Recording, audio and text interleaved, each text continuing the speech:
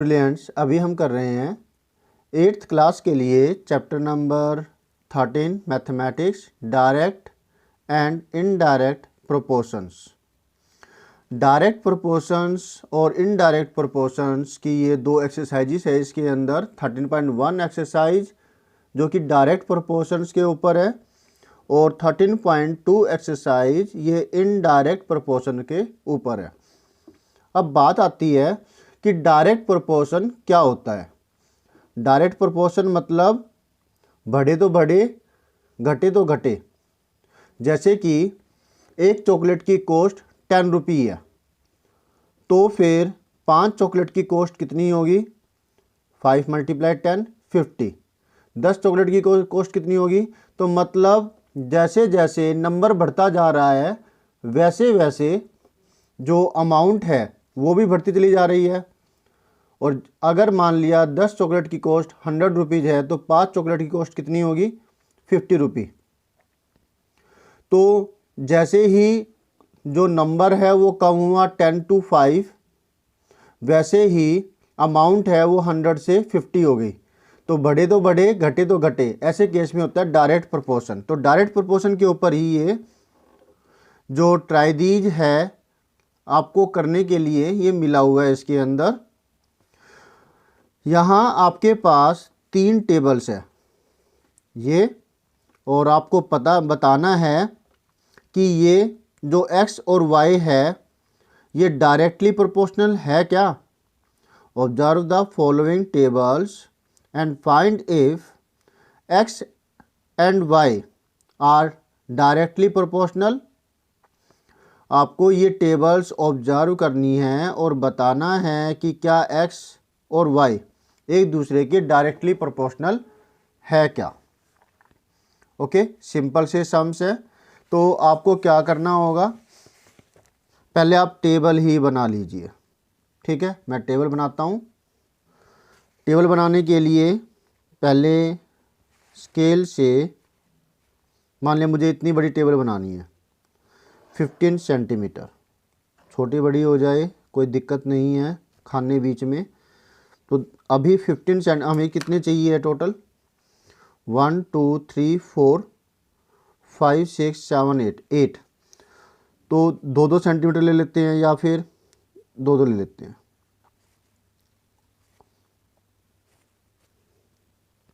अब लेंथ के अंदर थोड़ी सी ज़्यादा, क्योंकि आपकी तो लाइनिंग वाली नोटबुक होती है ना, तो उसमें 4 लीजिएगा, 4 ब्लॉक 4 सेंटीमीटर। तो मैं यहाँ 4 सेंटीमीटर ले रहा हूँ ताकि दिखने में अच्छी भी दिखे और यहाँ पर जो हमें लिखना होता है वो भी, उसके लिए भी अच्छी स्पेस हो।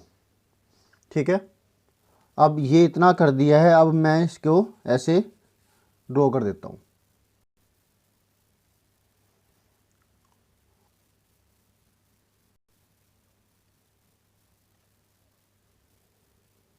अब जो वैल्यूज है वो इसमें लिख देते हैं जो कि यहाँ पर दे रखी है।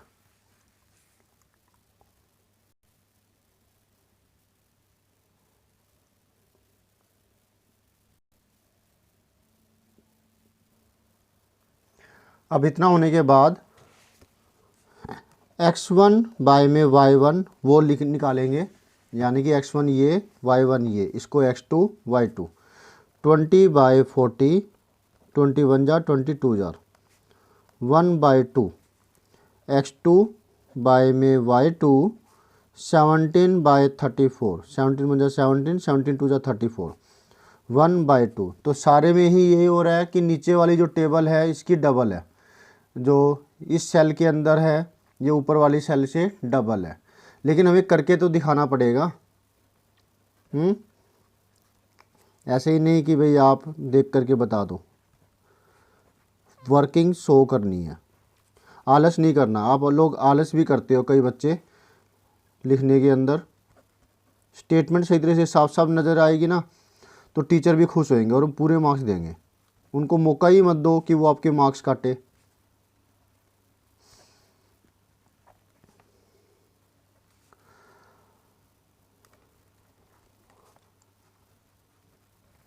सारे के सारे ऐसे ही x5 x6 by y6 5/10, x6 ये है, y6 ये है, x5 जो है ये हो गया, y5 ये हो गया, है ना। 5 1 जा 5, 5 2 जा 10, 1/2 लास्ट x7 बाई y7 देख रहे हो 2/4, तो ये भी 1/2 आ रहा है। आप क्लियरली देख रहे हो, clearly from the above calculation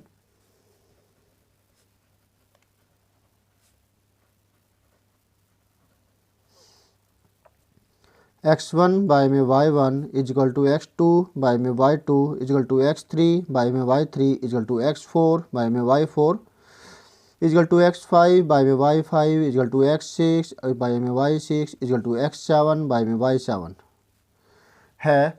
so the about table is in direct proportion या फिर are directly proportional. X and Y are, जो स्टेटमेंट ये है ये कि यही लिख दीजिए, ये मैंने अपनी तरफ से लिखी है, आप लिखेंगे सो एक्स एंड वाई आर, ये भी लिख सकते हैं आप डायरेक्टली प्रोपोर्शनल, ये वाली चीज़।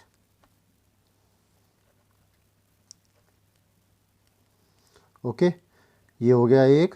अब सेकंड पार्ट, सेकंड टेबल, दूसरी टेबल मैंने बना दी, लेकिन यहाँ मैंने पेंसिल का इस्तेमाल किया है क्योंकि पेन से करने की वजह से स्केल के साथ वो स्याही इंक लग जाती है ना, तो गंदा सा हो जाता है।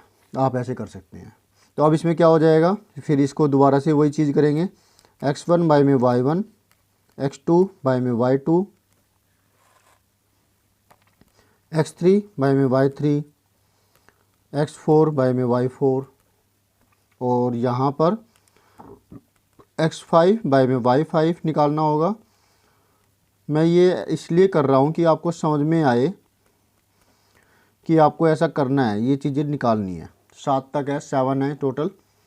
6/4 हो सकता है कि पहले ही हमारा काम, चलो ठीक है, अगर फालतू लिख भी दी होगी तो देखते हैं। 2 3 जा 6, 2 2 जा 4, 3/2 आ गया। 10/8, 2 5 जा 10, 2 4 जा 8। ओ यहीं पर हमारा तो काम बन गया, ये लिखने की ज़रूरत नहीं थी क्योंकि ये दोनों बराबर नहीं आई।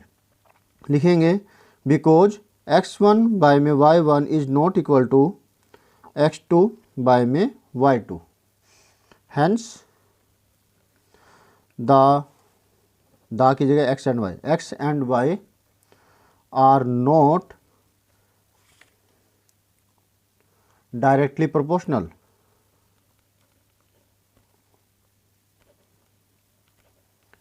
ओके, ये हो गया। तो अब ये क्या हो रहा है, इसको अगर छोड़ दिया जाए तो ये देखने में अच्छा लग रहा है ना, नहीं? तो आप ऐसे टेबल बना करके और तरीके से कीजिए। ओके, अब नेक्स्ट जो है वो देखते हैं।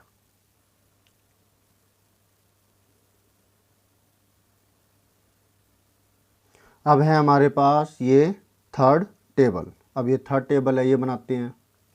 ये टेबल बन चुकी है और यहाँ पर हमारे पास टोटल 6 डाटा है, 6। तो अभी x1 बाय में y1 है वो निकालते हैं। 5/15, 1 जा 5 3 जा 1/3 आ रहा है। इस बार हम पहले सारा नहीं लिखेंगे। x2 y2 8/24, 8 1 जा 8, 8 3 जा 24, 1/3। अब x3 बाय में y3, x3 है 12 और y3 है 36, तो ये भी 12 3 जा 36 होता है, 1/3। अब x4 बाय में y4, x4 15 है इजिकल टू x4 15 है और y4 60 है, तो 15/60, 15 1 जा 50, 15 4 जा, लीजिए अपना काम हो गया। ये 1/4 आ रहा है बिकॉज x1 बाय में y1 y1 is not equal to x4 by में y4। ये जो x4 y4 है ये अलग आ गया, वहीं पे रुक जाइए, तो ये डायरेक्ट प्रोपोर्शन में नहीं है। So x and y are not directly proportional. Done. तो ये इस तरीके से पहली जो टेबल थी वो डायरेक्टली प्रोपोर्शनल थी और बाकी की दो टेबल है वो डायरेक्टली प्रोपोर्शनल नहीं है। अब ये वाला part, principal equal to 1000 rupee, rate 8% per annum, fill in the following table and find which type of interest, simple और compound, changes in directly proportional proportion with time period. अब यहाँ पर आपके पास ये अमाउंट है और ये रेट है, इसके हिसाब से आपको सिंपल इंटरेस्ट 1 साल के लिए निकालना है और फिर 2 साल के लिए, 3 साल के लिए यहाँ लिखना है। फिर कंपाउंड इंटरेस्ट निकालना है 1 साल के लिए, 2 साल के, 3 साल के लिए। अब ये देखेंगे कि x1 बाय में y1 जो है ना, ये x1 हो गया, ये y1 और इसको z1 ले लेंगे। ठीक है, ये डायरेक्टली प्रोपोर्शनल है या नहीं, ये दोनों की दोनों टेबल के अंदर देखेंगे, फिर हम इसके रिस्पेक्ट में इसको देखेंगे। ठीक है, तो चलिए करते हैं, फिर ज़्यादा समझ में आएगा। ये है वो टेबल जो कि बना दी गई है और यहाँ पर हम वेरिएबल लेंगे कोई भी A B C D E F। अब हमें ये जो है ना ये पता करनी है इन वेरिएबल्स की वैल्यू का, कि जो वैल्यू है का जो मान है इनको हमें निकालना होगा। कैसे? फार्मूला लगा करके। वैसे यहाँ आपको दे भी रखा है फार्मूला SI के लिए, और ये है CI compound interest, simple interest के लिए। तो क्या करें, निकालते हैं A की, B की, C की, D की, E की और F की वैल्यू। यहाँ पर SI 1 लिख देते हैं, P into R into T by में 100। P की वैल्यू जहाँ पर है प्रिंसिपल 1000 रुपीज़ और जो रेट है वो है 8% PA पर एनम। T अलग अलग टाइम पे अलग अलग लेंगे हम। P की वैल्यू 1000, 8, 1, 100, सिंपल 2 0 कट गई, 80 आ गया। SI2 इसी तरीके से फिर बार बार फार्मूला लिखने की ज़रूरत नहीं है, बाय में 100। अब इसका डबल हो गया, ये 60, 160। SI3 यानी कि ये रही A की वैल्यू, ये है C की वैल्यू और अब निकाल रहे हैं हम E की वैल्यू, ये वाली 3 सालों के लिए। 1000 वर्किंग ज़रूर शो कीजिए। ओके, ये 3 गुना हो जाएगी इसकी, 8 3 24 और पीछे 0, 240। ठीक है, ये था SI1, SI2 एंड SI3। अब निकालते हैं हम CI1 जो कि फार्मूला भी दे रखा है, P1 plus R by 100 power T। P 1000, 1 को हम लिखेंगे 100 बाय में 100। क्यों लिखेंगे पता लगेगा अभी आपको, 8 बाय 100 पावर 1। ये देखिए यहाँ 1 था, यहाँ 100 है, तो डेनोमिनेटर बराबर किया ना, ताकि हम क्या कर सके, इनको ऊपर वाले को ऐड कर सके, या जो अगर सब्ट्रैक्शन है तो सब्ट्रैक्शन कर सके। इसलिए 100 बाय 100 1 ही तो होता है नहीं, तो ये 1 की जगह मैंने 100 बाय 100 लिखा है। तो ये बना माइनस में 1000 और होगा, माइनस में P माइनस में 1000, तो 1000 मल्टीप्लाई 108 बाय 100 माइनस 1000, 2 0 कट गई, ये आया 1080 माइनस में 1000, तो पहला तो सेम आ गया 80, इसमें भी 80 आया था और इसमें भी 80 है। SI और CI सेम है पहले साल के लिए। दूसरे साल में फ़र्क आएगा, ये आपको पता ही है कि CI जो है वो डायरेक्ट प्रोपोर्शन में नहीं होता, लेकिन 100 तो करना पड़ेगा।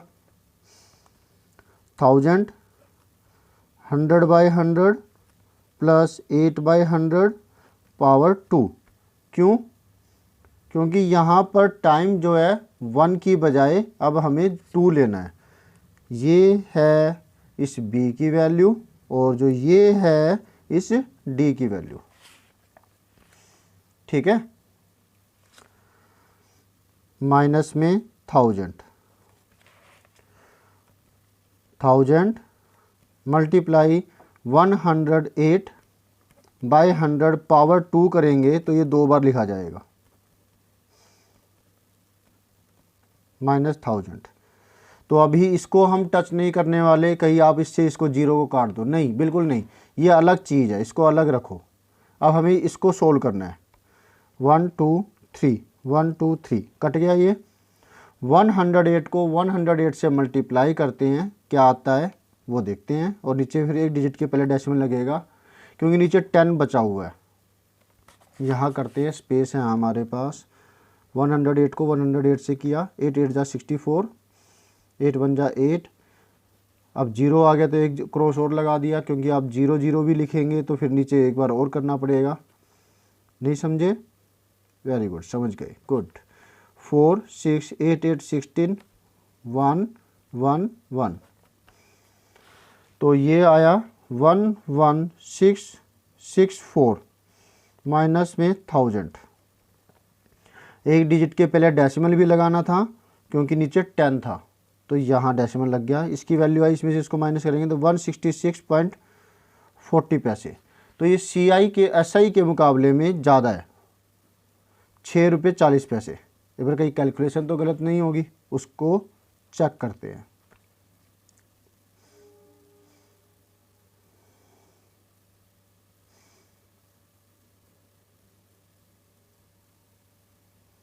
ठीक है, तो ये CI2 निकल गया। अब हमें 3 सालों के लिए निकालना है ऐसे ही। तो CI2 हो गया, CI3 कितना होगा 1000, 1 प्लस में 8/100 पावर 3, तो इसको 100/100 लिख देंगे 1 को। 1000 माइनस में 1000 ये रह जाता है हर बार यहाँ पे। 1000 108/100 की पावर 3 आ जाएगा, तो इसको 3 बार मल्टीप्लाई करेंगे। माइनस में 1000, ओके। तो 1 2 3 1 2 3। अब 108 को 3 बार मल्टीप्लाई करना है। पहले का तो किया था तो हमारा आया था ना, यहाँ पर ये वैल्यू आई थी 11664, तो 11664।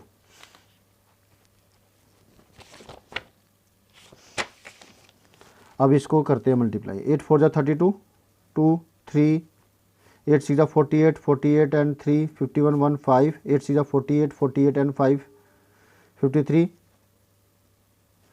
8 1 जा 8, 8 5 13 1, 8 1 जा 8, 8 1 9, 4 6 6 1 1।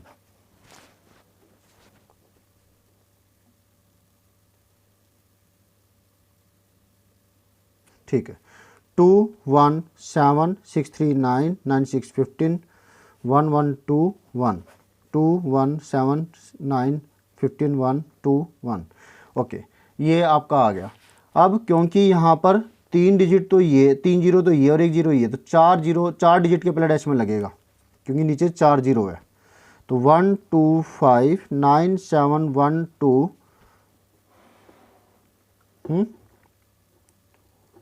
कोई गलती हो गई? बिल्कुल हो गई है कोई गलती, क्योंकि 4 डिजिट के पहले डेसिमल लगाएं।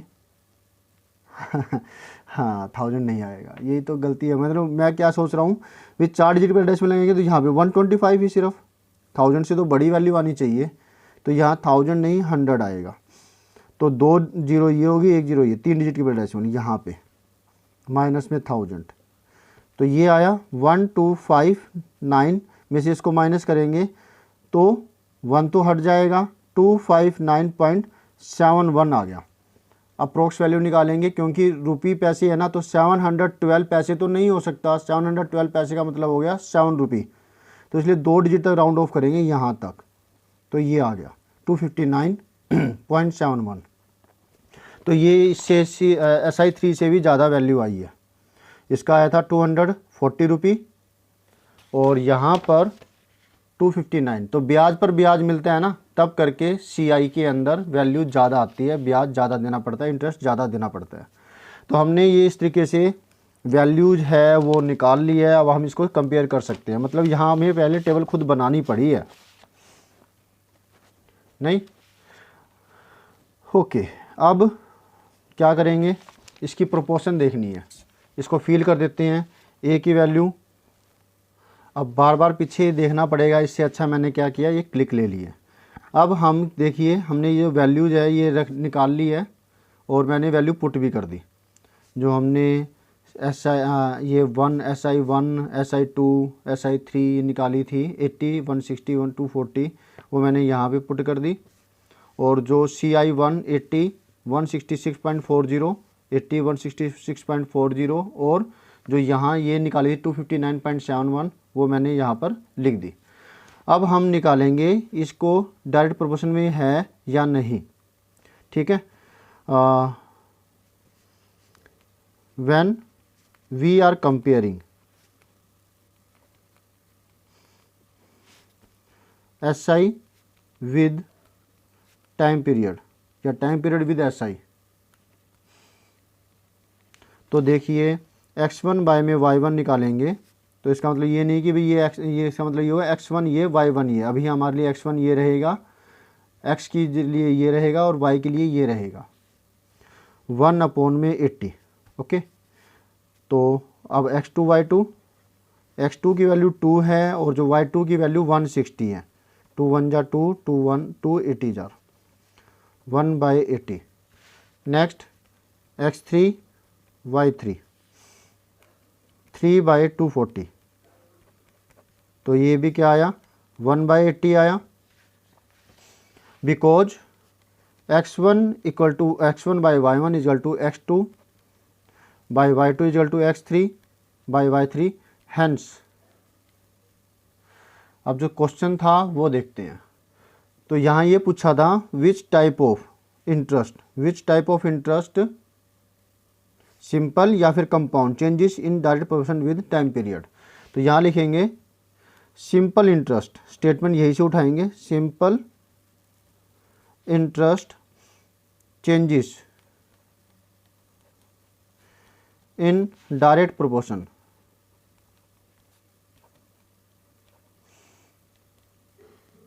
With time period. ठीक है, अब ये हो गया। अब नेक्स्ट वाला देखते हैं, कंपेयरिंग सिंपल इंटरेस्ट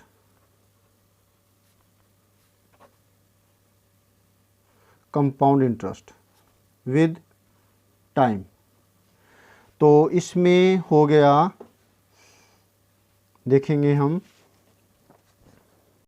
पहले दो में पता लग जाएगा, x1 बाय में y1, तो यहाँ पर हम ये x1 बाय में y1 ही लेंगे, 1 ये 80, कोई और वेरिएबल नहीं लेंगे, कंपेयर ही तो करना है।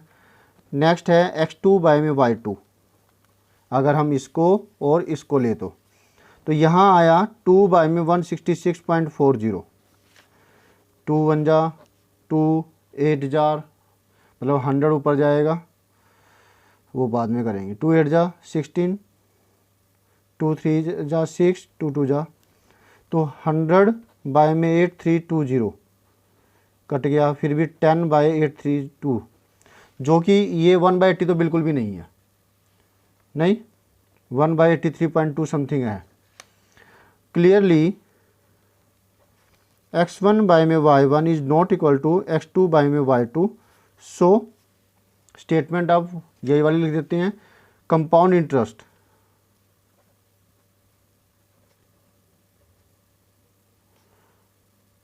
interest does not change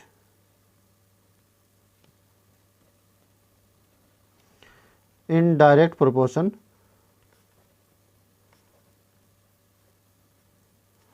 but simple interest is changing in direct proportion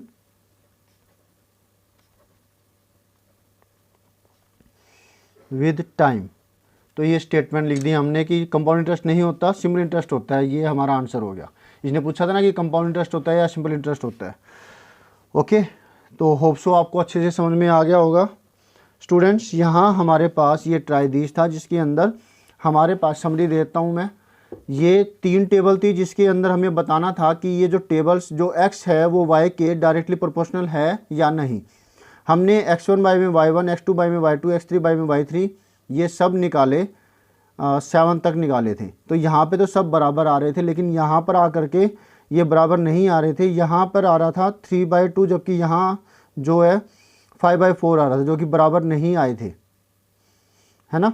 तो जिसकी वजह से यहाँ पर हमने कह दिया था कि ये डायरेक्ट प्रोपोर्शन में नहीं है।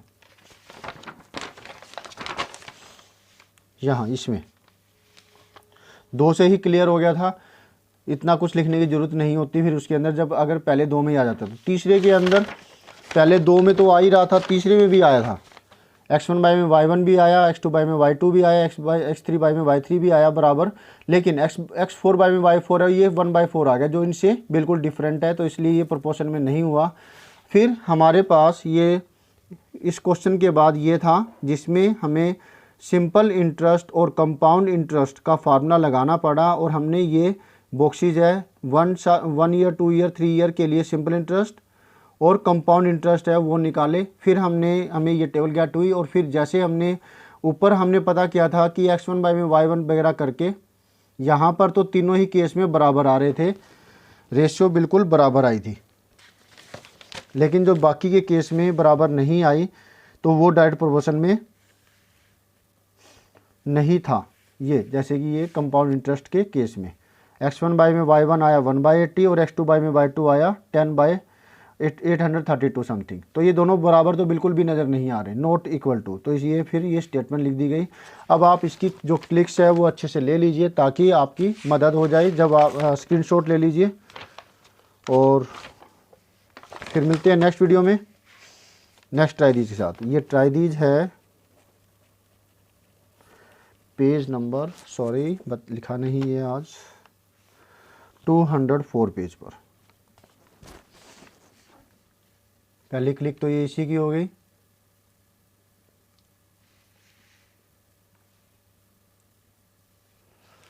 ये सेकंड पार्ट, सेकंड टेबल। अब ये थर्ड टेबल है। देन सिंपल इंटरेस्ट वाला केस, फिर कंपाउंड इंटरेस्ट 2 तक तो निकाल लिए यहाँ पर, और ये नेक्स्ट पार्ट जिसमें कंपाउंड इंटरेस्ट निकाला थर्ड वाला तीसरे साल के लिए। फिर हमने इसको कंपेयर किया, वो ये है, और कंपेयर करने के बाद बराबर नहीं आया। यहाँ पर सिंपल इंटरेस्ट तो बराबर आ गया, वो वाला केस है, और नीचे बराबर नहीं आया कंपाउंड इंटरेस्ट का केस टाइम के साथ, वो ये है। Okay student, thank you for watching your on video. मिलते हैं नेक्स्ट वीडियो में नेक्स्ट ट्राइदीज के साथ, जो कि होगा पेज नंबर किसी ऐसे ही वो है। इसमें इन्वर्स प्रोपोर्शन का केस हमें समझना है, इन्वर्स प्रोपोर्शन क्या होता है वो समझेंगे और करेंगे इसी तरीके से। Bye, always have a great time.